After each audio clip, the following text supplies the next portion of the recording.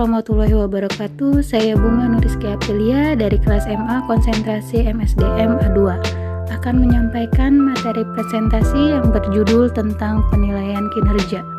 Pertama, saya akan menjelaskan tentang apa sih penilaian kinerja itu. Dalam bahasa Inggris, istilah penilaian kinerja disebut dengan performance appraisal, yaitu suatu kajian mengenai penilaian yang secara sistem terhadap keadaan kerja pegawai yang dilakukan dengan formal yang berkaitan dengan standar kerja yang sudah ditetapkan organisasi. Dengan kata lain, penilaian kinerja ini menilai dan mengevaluasi keterampilan, kemampuan, pencapaian, serta pertumbuhan seorang karyawan. Penilaian kinerja menurut para ahli. Definisi penilaian kinerja menurut Sofiandi ialah proses organisasi dalam mengevaluasi pelaksanaan kerja karyawan. Definisi penilaian kinerja menurut Dessler ialah evaluasi kinerja karyawan secara relatif pada waktu sekarang ataupun yang telah dilakukan yang disesuaikan dengan standar prestasi. Definisi penilaian kinerja menurut Mondi dan Noe ialah tinjauan formal serta proses evaluasi kinerja karyawan maupun kinerja tim. Selanjutnya ada tujuan penilaian kinerja. Yang pertama, menjalankan peninjauan ulang atas kinerja karyawan di masa lalu. Yang kedua, memperoleh data yang sinkron dengan fakta dan sistematis dalam menentukan nilai suatu pekerjaan. Yang ketiga, melakukan identifikasi kemampuan organisasi. Yang keempat, melakukan analisa kemampuan karyawan secara individual. Yang kelima, menyusun sasaran pada masa yang akan datang. Yang keenam, melihat prestasi kinerja karyawan secara nyata. Yang ketujuh, memperoleh keadilan dalam sistem pemberian upah dan gaji yang diterapkan pada organisasi. Dan yang terakhir, memperoleh data untuk penentuan struktur pemberian upah dan gaji yang sesuai dengan pemberlakuan secara umum. Selanjutnya ada beberapa manfaat penilaian kinerja. Yang pertama, memberikan informasi tentang hasil yang diinginkan dari sebuah pekerjaan. Yang kedua, bisa mencegah terdapatnya miskomunikasi berkaitan dengan kualitas kerja yang diinginkan. Yang ketiga, menciptakan peningkatan produktivitas karyawan sebab ada feedback atau umpan balik untuk karyawan yang berprestasi. Yang keempat, menghargai setiap kontribusi. Yang kelima, membuat komunikasi dua arah antara pihak manajer dengan karyawan. Berikutnya ada proses penilaian kinerja. Yang pertama, hasil kerja individu. Jika hasil kerja adalah aspek kerja yang diutamakan pada jabatan tersebut, maka hasil kerja individu dapat dijadikan kriteria penilaian. Yang kedua, perilaku. Pada banyak jabatan, sulit menentukan keluaran tertentu yang dapat dijadikan kriteria penilaian.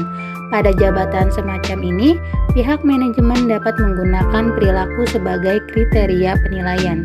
Yang ketiga, traits adalah karakteristik individu yang sering tampil dan menggambarkan tingkah laku individu. Berikutnya saya akan menjelaskan poin paling penting dalam penilaian kinerja. Ada metode penilaian kinerja. Yang pertama, metode penilaian umpan balik 360 derajat. Yang kedua, metode skala penilaian atau rating scale method. Yang ketiga, metode insiden kritis atau critical incident method. Yang keempat, metode esai atau essay method. Yang kelima, metode standar kerja atau work standard method. Yang keenam, metode peringkat atau ranking method. Yang ketujuh, metode distribusi dipaksakan atau forced distribution method. Dan yang terakhir, metode skala penilaian berjangkar keperilakuan behaviorally anchored rating scale atau BARS. Yang pertama, metode penilaian umpan balik 360 derajat. Metode penilaian kinerja populer yang melibatkan masukan evaluasi dari banyak level dalam perusahaan, sebagaimana pula dari sumber-sumber eksternal.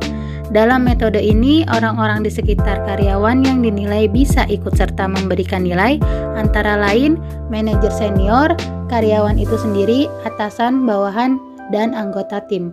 Yang kedua, metode skala penilaian rating scale method. Metode penilaian kinerja yang menilai para karyawan berdasarkan faktor-faktor yang telah ditetapkan.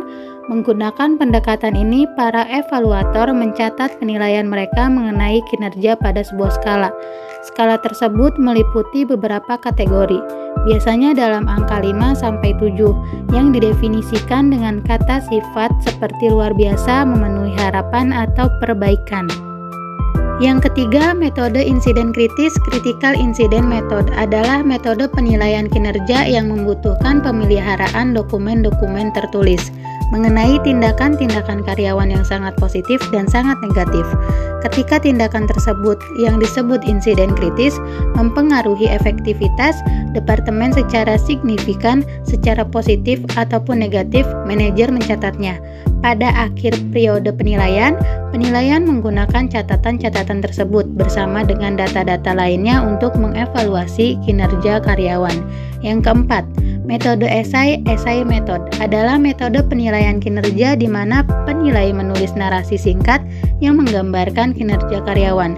Metode ini cenderung berfokus pada perilaku ekstrim dalam pekerjaan karyawan dan bukan kinerja rutin harian. Penilaian jenis ini sangat bergantung pada kemampuan menulis dari evaluator. Yang kelima, metode standar kerja, work standard method, adalah penilaian kinerja yang membandingkan kinerja setiap karyawan dengan standar yang telah ditetapkan atau tingkat output yang diharapkan. Standar-standar mencerminkan output normal dari seorang karyawan rata-rata yang bekerja dengan kecepatan normal. Perusahaan-perusahaan bisa menerapkan standar kerja untuk hampir semua pekerjaan, namun pekerjaan-pekerjaan produksi umumnya mendapat perhatian lebih besar. Yang keenam, metode peringkat. Ranking method adalah metode penilaian kinerja di mana penilai menempatkan seluruh karyawan dari sebuah kelompok dalam urutan kinerja keseluruhan. Sebagai contoh, karyawan terbaik dalam kelompok diberikan peringkat tertinggi dan terburuk diberi peringkat terendah. Yang ketujuh, metode distribusi dipaksakan. Forced distribution method adalah metode penilaian kinerja yang mengharuskan penilai untuk membagi orang-orang dalam sebuah kelompok kinerja ke dalam sejumlah kategori terbatas. Mirip suatu distribusi frekuensi normal, sistem distribusi dipaksakan sudah ada sejak beberapa dekade dan perusahaan-perusahaan seperti General Electric, Microsoft, dan JP Morgan menggunakannya sampai saat ini. Yang terakhir, metode skala penilaian berjangkar keperilakuan. Behaviorally Anchored Rating Scale atau BARS adalah metode penilaian kinerja yang menggabungkan unsur-unsur skala penilaian tradisional dengan metode insiden kritis. Berbagai tingkat kinerja ditunjukkan sepanjang sebuah skala dengan masing-masing dideskripsikan menurut perilaku kerja spesifik seorang karyawan.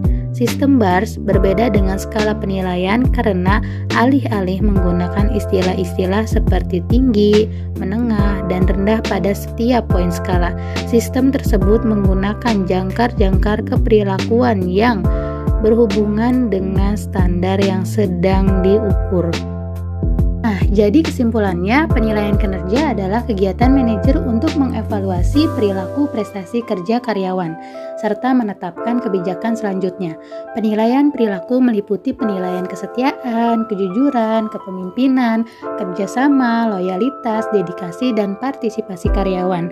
Menilai perilaku ini sulit karena tidak ada standar fisiknya, sedangkan untuk penilaian hasil kerja relatif lebih mudah karena ada standar fisik yang dapat dipakai sebagai tolak ukurnya, seperti meter, liter, dan kilogram. Aspek penting dari suatu sistem penilaian kerja adalah memiliki standar yang jelas. Sasaran utama dari adanya standar tersebut adalah teridentifikasinya unsur-unsur krital suatu pekerjaan. Standar itulah yang merupakan tolak ukur seseorang melakukan pekerjaannya.